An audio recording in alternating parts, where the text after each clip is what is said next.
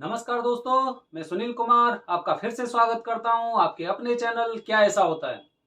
दोस्तों, पिछली वाली वीडियो में मैंने आपके साथ काल सर्प दोष से जुड़ी हुई हर प्रकार की जानकारी आपके साथ मैंने शेयर की थी, क्योंकि हम जो भी जानकारी आपके साथ शेयर करते हैं वो जानकारी वो होती है जिस रास्ते से हम गुजरे हैं, जो पूजा की विधि और पूजा की पद्धति हमने वहां पर करवाई है, अपनी आंखों से देखी है और जो पंडित जी ने बातें हमारे लिए बताई हैं वो सारी जानकारी हमने आपके साथ एक वीडियो के माध्यम से शेयर की है।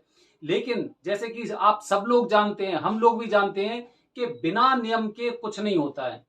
नियम हर चीज के लिए बहुत जरूरी है। अगर आप कहीं पर जॉब करते हैं, कहीं पर आप पूजा करते हैं, या फिर जैसे कि आप अपने घर परिवार के साथ अगर किसी टूर के लिए जा रहे हैं, आपने कोई रूम वगैरह बुक किया है तो वहां के भी रूल्स होते हैं। तो इसीलिए नियम बहुत जरूरी है। इसीलिए बीच बीच में अपनी वीडियो के माध्यम से मैं आपके साथ वो जानकारी शेयर करता हूं कि अगर आपने भी कभी ऐसी कालसर्प दोष की पूजा करवाई है या फिर आप वो पूजा करवाने वाले हैं तो आपको जानकारी होनी चाहिए कि इसके साथ कौन कौन से नियम हैं। तो दोस्तों, वही जानकारी अब मैं दोबारा से आपको एक संक्षिप्त में एक जानकारी शेयर कर रहा हूं कि अगर आपने कालसर्प दोष की पूजा करवाई है तो आपको कुछ नियमों का पालन करना होता है।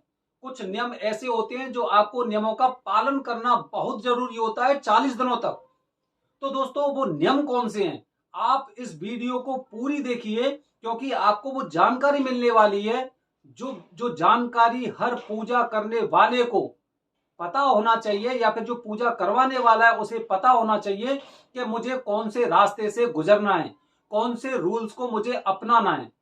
तो दोस्तों, सबसे पहले जो बेहद ही ज्यादा महत्वपूर्ण एक नियम है, वो नियम ये है कि जैसे क्या होता है, 40 दिन का पीरियड काफी लंबा समय होता है, करीब सवा महीने का समय आप मान सकते हैं। अगर इस सवा महीने के समय में जो ये पीरियड बताया गया है, अगर इसमें अगर किसी की अकस्मात अगर कोई मृत्यु हो जाती है, या फिर कोई इंसान ऐसा होता है जो इस पृथ्वी को छोड़ के चला जाता है किसी भी कारणवश, और वो अगर आपके कोई परिचित है, कोई रिश्तेदार है, या फिर आपका कोई ऐसा खास इंसान है, तो फिर पूजा जब आपने पूजा करवाई है तो उससे जुड़ा हुआ ये नियम है, उसी से जुड़ा हुआ है कि इनकेस अगर कुछ ऐसी मिसहैपनिंग हो जाती है तो उस स्थिति में हमें क्या करना चाहिए। क्योंकि पंडित जी ने हमें बताया था कि अगर किसी की ऐसे आकस्मिक ऐसी मृत्यु हो जाती है तो उस स्थिति में आपको क्या करना चाहिए।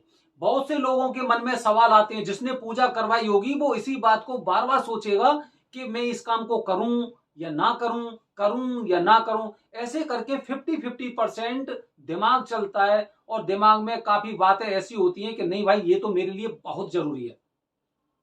जैसे कैसे कैसे सवाल आते हैं, सवाल ये आएगा कि अब अगर ऐसी आकस्मिक मृत्यु हुई है तो मुझे शमशान जाना चाहिए या नहीं जाना चाहिए, जाऊं कि ना जाऊं, ये वाला कार्य करूं या नहीं करूं।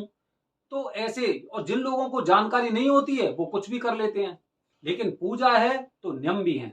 तो दोस्तों, अगर इनकेस अगर कुछ ऐसी मिस हैपनिंग हुई है, अगर आपके किसी रिश्तेदार के साथ, आपके किसी खास आदमी के साथ, आपके परिवार में या कहीं पे भी, उन 40 दिनों के 40 दिनों में, तो आपको क्या करना है कि आप वो सारे काम कर सकते हो जो एक आम आदमी कर रहा है। लेकिन एक बात बेहद महत्वपूर्ण है, और वो बात कौन सी है दोस्तों, वो बात ये है कि जैसे कि काफी लोग 12 दिन बाद कुछ मीठा खाना करते हैं, काफी लोग 13 दिन बाद करते हैं, जैसे हम लोग 12 बामन बोलते हैं, ये कुछ लोग 13 भी बोलते हैं कि भाई उनकी 13वीं है।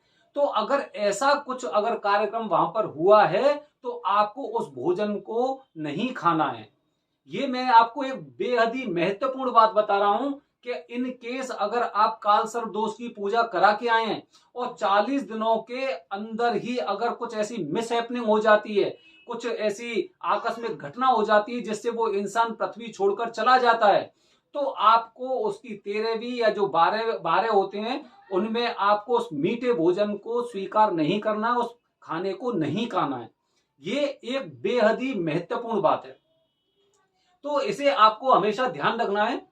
दूसरी बात बता रहा हूं, दूसरी जो बेहद ही महत्वपूर्ण बात है, दूसरी बात यह है दोस्तों कि जैसे कि जो 40 दिन होते हैं, 40 दिन के भीतर ही अगर लगता है कि हाँ भाई किसी का शादी समारोह है, कुछ ऐसा कार्यक्रम है, रिसेप्शन हो रहा है, बर्थडे पार्टी या कुछ भी है, कुछ भी ऐसा हो रहा है, तो आपको वहां पे जाने से भी बचना चाहिए।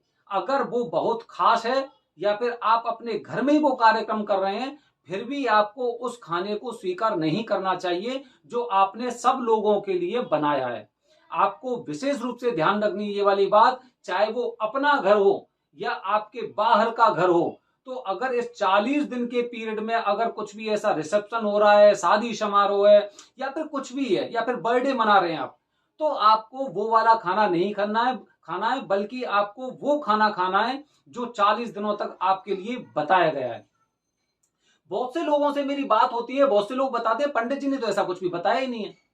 अरे पंडित जी तो भाई तब बताएंगे जब आप उनसे बैठ के पूछोगे। मैंने वहां पर जब मैं पूजा कराने गया था तो मैंने काफी लोगों को वहां पर देखा था। पूजा कराई, पूजा के बाद दक्षिणा दी और दक्षिणा के बाद पंडित जी का आशीर्वाद लेके वो निकल जाते हैं। पंडित जी बस खास खास बात बता देते हैं, आपको ये काम नहीं करना है, आपको वो काम नहीं करना है। लेकिन अगर आपको विस्तृत में जानकारी चाहिए तो आपको उन पंडित जी के पास बैठना चाहिए, उनसे विचार विमर्श आपको करना चाहिए। तो किसी भी तरह के ऐसे खाने का आपको इस्तेमाल नहीं करना है। तीसरा पॉइंट बता रहा हूं दोस्तों, तीसरा भी बेहद ही महत्वपूर्ण सवाल है। हमने काफी बार देखा है कि आजकल लोग कभी जोमेटो से कुछ भी सामान मंगा रहे हैं, कोई स्विगी से मंगा रहा है, कोई कहीं से मंगा रहा है, कोई कहीं से मंगा रहा है। हमें प्रयास करना है कि 40 दिनों के अंदर वो जो बाहर का खाना हो गया या फिर जो पैक्ड फूड हो गए, पैक्ड फूड भी उनका आपको सेवन नहीं करना है। क्योंकि आप जानते होंगे अच्छी तरह से कि सारे के सारे पैक्ड फूड होते हैं या फिर जो जोमेटो या किसी उससे मंगा रहे हैं आप, तो इनके मसाले में और इनके अंदर जो जिस हिसाब से ये बनाए जाते हैं उनमें कुछ ऐसी चीजें होती हैं जिन्हें हमें बिल्कुल सेवन नहीं करना है। बिल्कुल भी हमें उन चीजों का सेवन नहीं करना है, उन चीजों से हमें दूर रहना है। आपको पता होगा पिछली बार इतना बड़ा एक मुद्दा आया था कि भाई मैगी में लेड निकला है, ठीक है। तो उसमें क्या होता है कि ऐसी चीजें उसमें होती हैं, इसीलिए आपको इन सब चीजों से दूर रहना है। मैं आपको ये ऐसी जानकारी बता रहा हूं कि काफी लोग जो वहां पर पूजा करके आए होंगे उन्हें भी इस बात की जानकारी नहीं होगी। अगला जो मैं आपको ऑलरेडी काफी बार मैं बता चुका हूं कि आपको लहसुन प्याज का सेवन नहीं करना है, आपको मांस मदिरा का सेवन नहीं करना है। ये भी एक बेहद ही महत्वपूर्ण बात है जो आपको हमेशा ध्यान रखनी चाहिए। दोस्तों इसके अलावा एक और विशेष जानकारी, क्योंकि सारे पॉइंट हैं वो पॉइंट बन के ही कुछ नियम बने हैं, अब हमें उन नियमों का पालन करना बेहद जरूरी होता है। तो वो नियम कौन सा है? हमें अगर कालसर्प दोष पूजा का अगर पूर्ण फल चाहिए और अति शीघ्र फल चाहिए तो उसके लिए इस वाले कार्यक्रम को आप अवश्य करें। वो कार्य क्या है? वो कार्य ये है कि जिस दिन आप अपने घर पर आए हो तो अगले दिन से आपको किसी भी अपने नजदीकी शिवालय में या शिव मंदिर में किसी मंदिर में जाना है और आपको वहां पर भगवान शिव पर जल अर्पित करना है, उसमें थोड़ा सा दूध मिला के।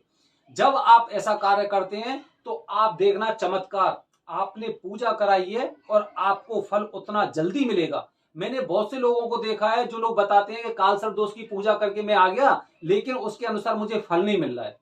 भाई नियमों का तो पालन करो, जब आप नियम का ही पालन नहीं कर रहे तो आपको फल तो थोड़ा लेट आएंगे, या फिर हो सकता है कि वो फल इतने लेट आए कि आपको उनका बिल्कुल महसूस ही ना हो कि भाई मुझे कुछ इसके शुभ परिणाम मिले हैं।